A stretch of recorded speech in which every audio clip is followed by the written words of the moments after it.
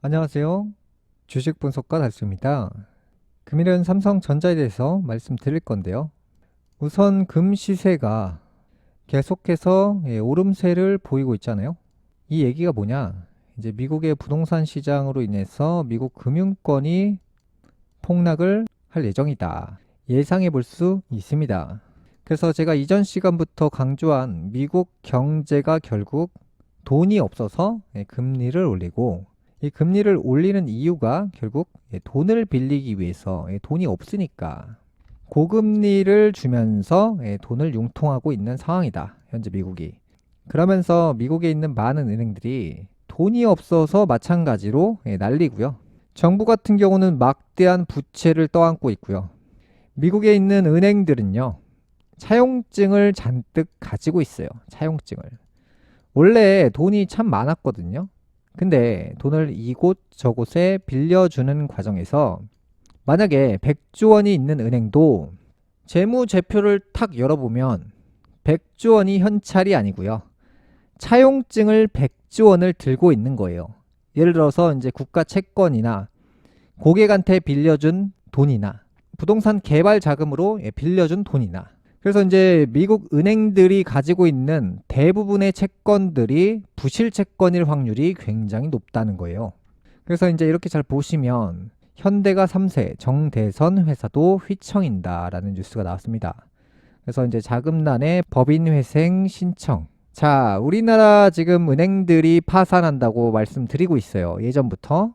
그런데 사람들은요, 큰 기업이 왜 무너지냐? 무너질 수 없다 라고 늘 생각하고 있죠. 은행이 어떻게 무너지냐 라고 생각하고 있는데요. 실제로 은행이 무너진다라고 말씀드리면 이해를 못 하시는 분들이 여전히 많아요. 돈이 아무리 많으면 뭐합니까?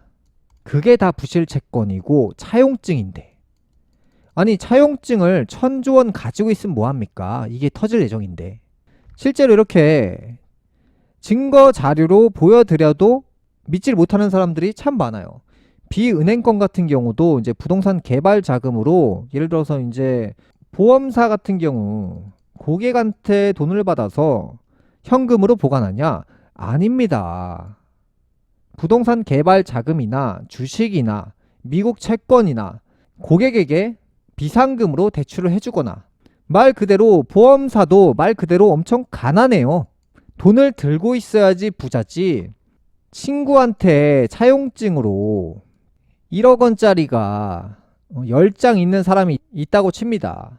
그런데 이 사람이 부자입니까? 차용증을 많이 가지고 있다고 부자예요? 아니라는 거예요. 돈 받기 전까지는 이 돈이 완전히 내 거가 아니라는 거예요. 지금 은행권들이나 보험사, 증권사, 그 다음에 뭐 대부업체, 그 다음에 여신 관련된 곳들이 다 이런 차용증인 채권을 가지고 재산이 많다, 자산이 많다 이런 얘기를 하는데요.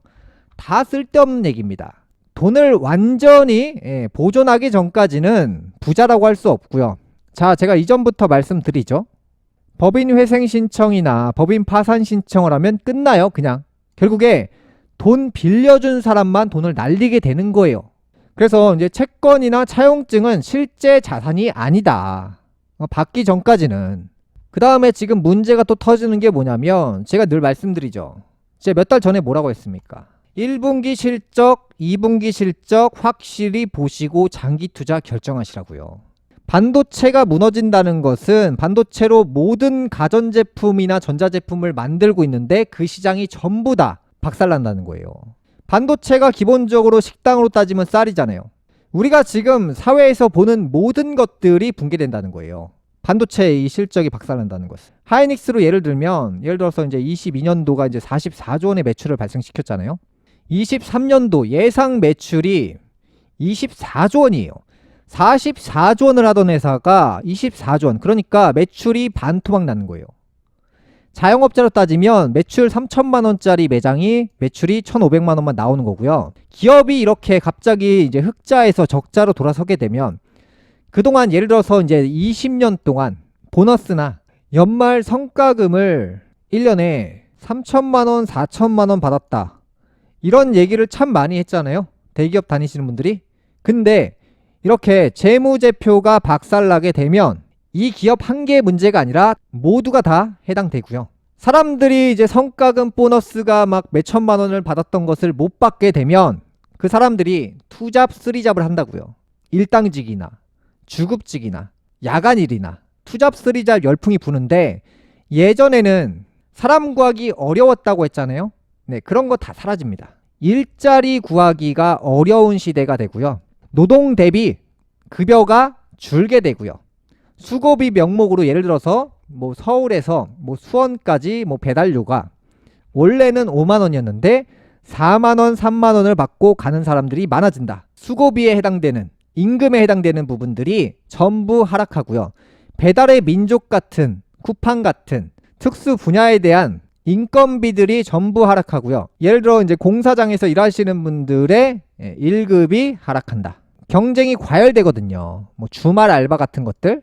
그래서 이제 이런 시대가 오면 투잡, 쓰리잡이 유행하고 힘든 일일수록 사람들이 선호하게 돼요. 왜냐면 힘든 일 같은 경우, 몸을 쓰는 일들, 그러한 일들이 그나마 돈, 페이가 높거든요. 그래서 이제 인기를 끌고요.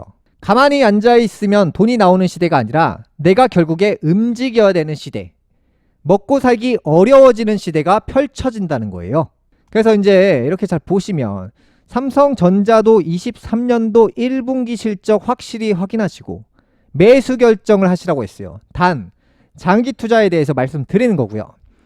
이번 달에 사서 이번 달에 파는 단타들은 그냥 자유롭게 매매하세요. 상관없는 얘기예요. 어차피 샀다 팔았다 할 건데 이런 얘기가 뭔 소용이에요. 지금 제가 말씀드리는 건 장기적인 관점으로 사서 들고 가실 분에 대해서 말씀드리는 거예요. 그래서 지금 여러분들은 매출이 막 40%, 50% 하락하는 기업들을 앞으로 보실 건데, 그러면 적정 주가가 예전에는 성장에 비례해서 적정 주가를 좀 높게 상정을 했어요.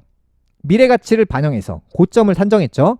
그런데 이렇게 매출이 반토막 반의 반토막이 나게 되면 지금에 있는 가치 대비 미래 가치가 낮아지는 거예요.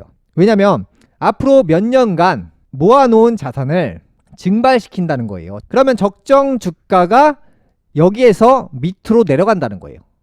적자를 낸 만큼. 그래서 예전에 산정한 미래 가치 반영이 플러스에서 마이너스로 돌아선다. 이렇게 이해하시면 되고요. 미국이 화폐를 워낙 많이 발행했기 때문에 무지막지하게 발행을 한 걸 기준으로 경제가 붕괴될 것을 예상해서 투자할 곳을 정하셔야 되는데요.